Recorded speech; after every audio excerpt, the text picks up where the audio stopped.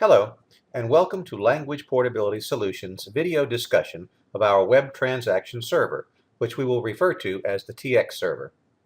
In this video, we will talk about some of the issues that confront senior IT executives as they evaluate strategies for migrating online workload from the mainframe to a server environment, and what our TxServer can do to help address these issues. As anyone with experience in mainframe computing knows, applications do not exist in isolation. In addition to the program code itself, there are a host of separate tools that are necessary for the application to function. This collection is often referred to as an ecosystem. In a typical mainframe environment, that ecosystem consists of tools like vSAM, DB2, JCL, and CICS. In order to provide a successful migration solution, it is necessary to address the entire ecosystem. This video will discuss how we replace the mainframe CICS transaction server with our TxServer. Let's begin by looking at a typical online program that was migrated from a mainframe to a Windows server. The COBOL code was converted to C# with 99.9% accuracy, but that would be of little value without some means of replicating the terminal interfaces and services provided by CICS and BMS maps. The application represents a typical mainframe online application.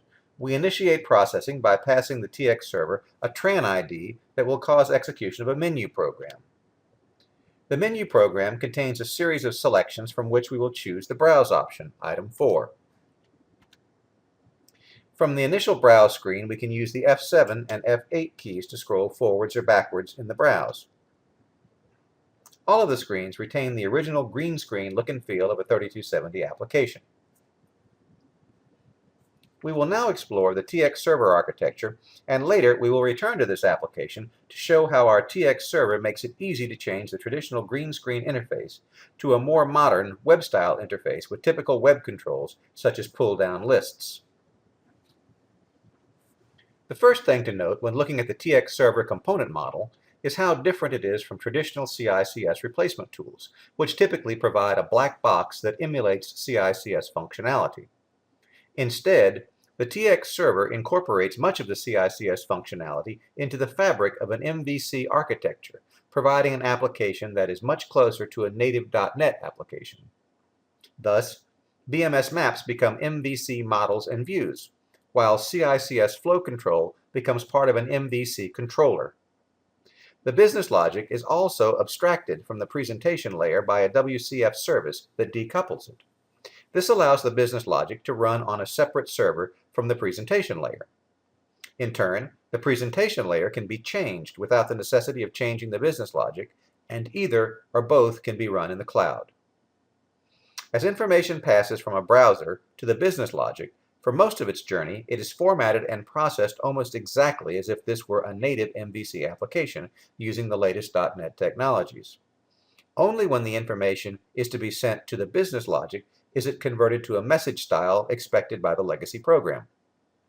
This is necessary to ensure the migrated business logic functions identically to the original.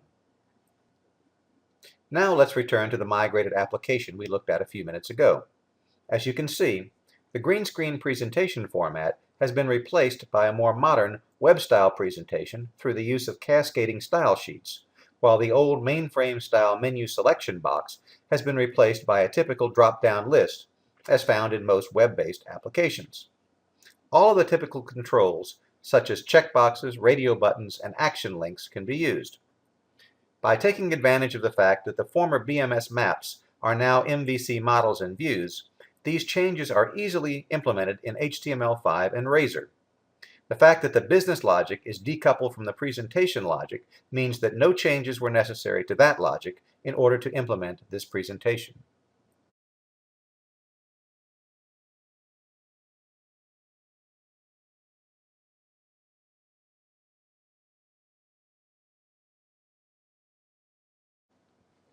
In this brief video, it is not possible to describe and demonstrate all of the features of our TxServer. However, some of the highlights include a lightweight MVC architecture, as well as the use of models and views to replace BMS maps, all controlled by a single MVC controller that dynamically binds models and views at runtime. In addition, Database consistency is ensured by transactions whose scope spans the entire unit of work, ensuring that proper backout recovery will take place.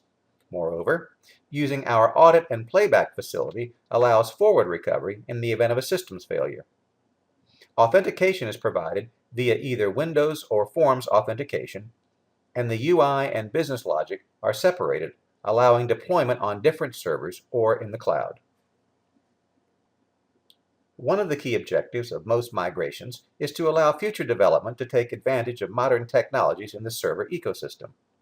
Through the innovative design of our TxServer and our migration tools, we are able to offer you the ability to do so to a degree and with an ease previously unattainable. This is due in part to the unique way in which our migrated applications are processed using native MVC techniques, which allows much greater compatibility with other .NET technologies. Thank you for viewing our discussion of LPS's Web Transaction Server. We hope you have found it informative. For further information, please visit our website at www.cobol2cs.com or contact us at info@languageportability.com. Goodbye for now.